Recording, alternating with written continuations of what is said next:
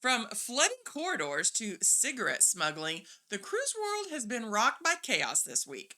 Buckle up as we dive into the latest drama, including a carnival ship battling a fierce East Coast storm. Ahoy, travelers! It's Amy here with your weekly Cruise News Roundup and my thoughts on some of the biggest stories of the week. In a bizarre incident at Sydney's overseas passenger terminal, a man was arrested after attempting to climb the mooring lines of Carnival Adventure. The event, captured on video by bystanders, unfolded as the ship was docked. Now, according to reports, the unidentified individual tried scaling those thick ropes that connect the vessel to the shore, prompting a swift response from local authorities.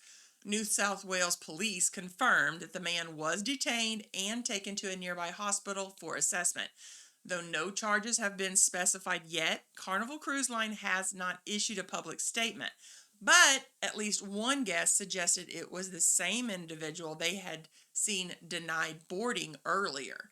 Now, such actions not only endanger the individual, but also raise safety concerns for passengers and crew. The incident has sparked discussion online about security measures at cruise terminals because he was beyond the point of where you needed ID to actually get to. You have to wonder what reason a person would have to take such extreme measures. Also, I've enjoyed my Carnival cruises, but if I was going to try to sneak onto a cruise ship, I would choose a more luxurious experience. Now, Carnival Cruise Line is bringing back traditional muster drills for 3 upcoming sailings. Well, 2 and 1 that's currently going. They're not moving away from the e-muster system that's been used since 2021. The affected voyages are Carnival Sunrise 5-night Eastern Caribbean cruise from Miami, left yesterday, May 17th. Carnival Freedom's 5-night Eastern Caribbean trip from Port Canaveral leaves on the 19th. And Carnival Glory's 4-night Bahama cruise, also from Port Canaveral, that leaves also on the 19th. So passengers will gather at their assigned muster stations for a mandatory in-person safety briefing just before departure. Now, while Carnival prefers the quicker e-muster for most sailings, apparently these traditional drills are required every 6 months for security safety regulations. Now, it's the first I've ever heard of this, but it ensures crew and guests are prepared for emergencies. The change aligns with maritime law, emphasizing safety through hands-on practice. Now, have you had to experience the old in-person drills since the establishment of the East Muster? We did something similar to the in-person when we sailed on the Vista a couple of years ago. Instead of just checking in and watching a video, we had to check into our muster station and watch a crew member demonstrate the life vest. However, we didn't have to wait for everyone to gather all at the same time, as they were doing these demonstrations probably about every 10 minutes or so. So we just had to wait until the next demonstration. There was maybe 30 people in the room. So not the same, but also in person. Our next story is about a severe storm that made it along the U.S. East Coast, causing unexpected flooding on board the Carnival Pride. This was during a 7-night cruise from Baltimore that departed on the 4th of May. Now, as the ship navigated rough seas with gale force winds and heavy rain, water breached the vessel through an exterior door left ajar on deck 2, and it flooded the Long Street Library and several nearby cabins. Passenger videos captured water rushing through the corridors, with crew members scrambling to contain the mess using towels and buckets. Now, no injuries were reported, and Carnival confirmed the flooding was minor, and the affected areas were quickly restored. Now, the storm impacted multiple East Coast ports, forcing itinerary changes for some ships, swapping Bermuda for Nassau and Freeport. Carnival emphasized that safety remained the priority, and the ship continued its voyage without further issues. The incident has sparked some online chatter about ship preparedness for extreme weather.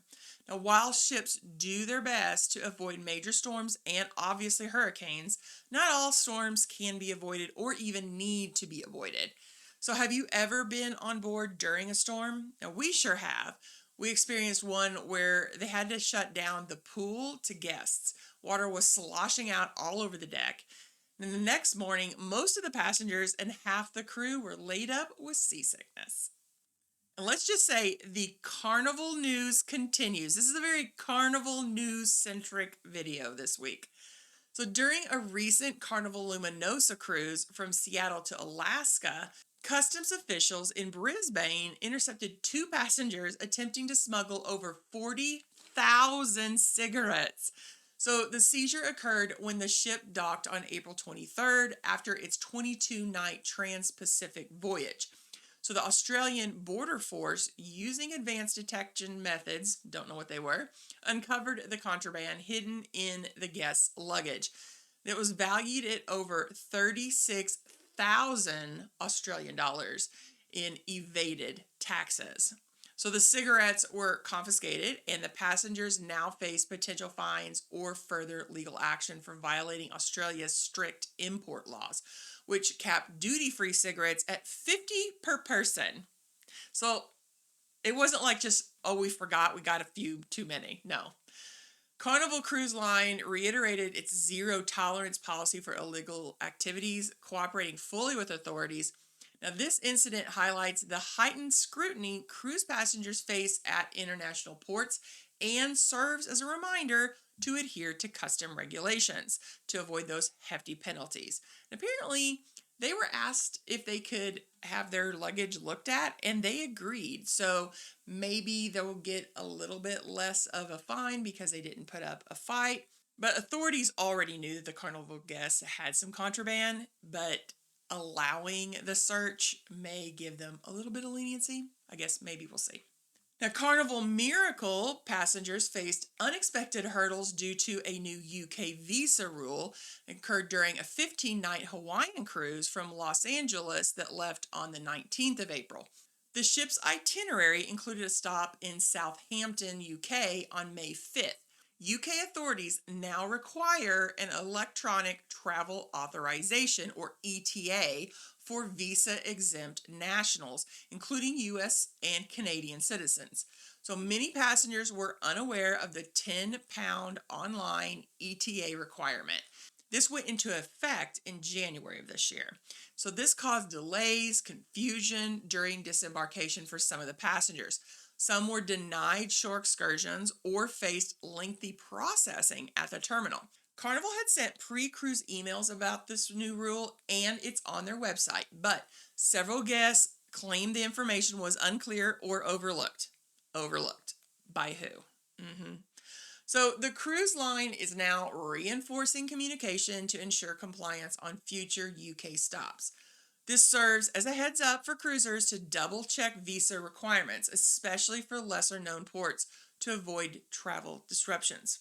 I'm not sure how people could overlook this. I know when I'm about to leave on a cruise, I read through every email I get from the cruise line. A lot of them are just trying to sell you some upgrades, but you never know. And I sure don't want to miss an important announcement. If you are going to be visiting any port, really outside of the Caribbean, you need to make sure you have all the documents necessary. I know I have to get this new ETA before our next cruise, but I will also be checking that there isn't anything else I need, just in case.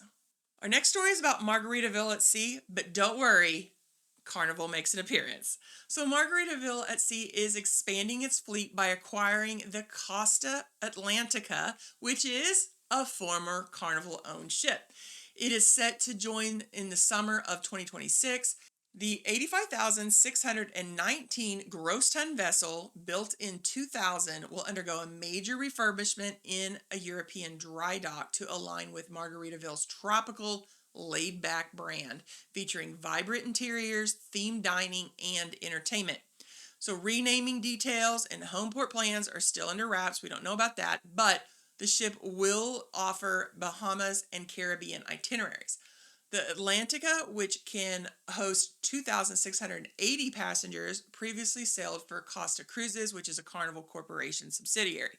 It did that until its 2020 retirement due to pandemic-related cutbacks. Margaritaville's CEO highlighted the acquisition as a step to meet growing demands for their unique cruise experience. Now, this move adds a third ship to their fleet, following the recent addition of the Islander, and it signals pretty ambitious growth for the boutique cruise line. Now, have you ever been on a Margaritaville at Sea Cruise? I think this is something I'm going to have to add to the list now that they're expanding and making major refurbishments to the ships. I have one last story, and of course, still about Carnival. So, Carnival Cruise Line is rolling out a cashless system at its new private destination, Celebration Key.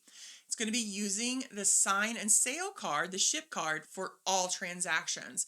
Set to open in July on Grand Bahamas Island, the resort will feature dining, shopping, and activities like cabana rentals. All of this accessible via passengers' onboard accounts. So cash and credit cards will not be accepted on the island. This will allow some streamlining of purchases and aligns with onboard payment systems. Carnival's app will let guests track spending in real time with charges syncing to their ship's folio. The move aims to enhance convenience but has sparked some debate among cruisers who prefer cash for tipping or small purchases. Carnival assures there will be robust Wi-Fi on the island to support streamless transactions. This cashless model mirrors trends at other private cruise destinations, preparing guests for a modern, hassle-free experience at Celebration Key. But this is the first time Carnival is doing this. So, are you booked to make a stop at this new destination? If so, what are your thoughts about using your sign and sail card for all purchases? Are you for it or against it? Let me know. Well, I hope everyone had a great Mother's Day and you were able to thank the women in your life that have helped mold you and support you. And my family always gets together for a meal and quality time together. The day before, my nieces and I had a photo shoot. I've done a lot of portrait photography in the past, so the girls usually have a session twice a year. So we do family sessions as well, but the girls like to have their own little photography session. They get dressed up, we find spots around the farm for me to take their pictures. It's always fun, and the family, of course, always loves the photos of the girls. Well, it's been a crazy couple of weeks here on the Fowl Farm. My mother hen went missing, so I had to catch her chicks and put them somewhere. They're all about 3 weeks old at the time. Now, at first, I put them in with my older chicks, but two escaped somehow. Not sure how they did that. And one must have been caught by a predator because I only found one running around the yard. I ended up moving the 5 that remained to my old grow out pen, and I'm going to remove them to my mother's larger one this week. So the eggs I had incubating didn't do that well, and I only had 10. I had 11 hatch. I had to dispatch one because it was disabled. And so I have 10 chicks from that batch, and considering I have 26 from the last batch, that tells you something. I now have duck eggs in the incubator. I started those on Friday, and then I noticed this morning that I think one of my ducks has gone broody. Now, if that's true, it's gonna be perfect timing, and I'm gonna be able to move any that hatch from the incubator to her. It's a lot easier to let the duck raise them than to do it myself. This is especially true with ducks. I mean, I do it with chickens too, but especially true with ducks because ducks are so messy. I love baby ducks, but I dread having them in the house for the first couple of weeks. So I'm really hoping the one duck is broody and stays that way until I can get these hatched out. Well, are you ready for more information on cruising? Why not stick around and check out this video and then come back for more information designed to help you have an amazing cruise. Have a blessed week, everyone.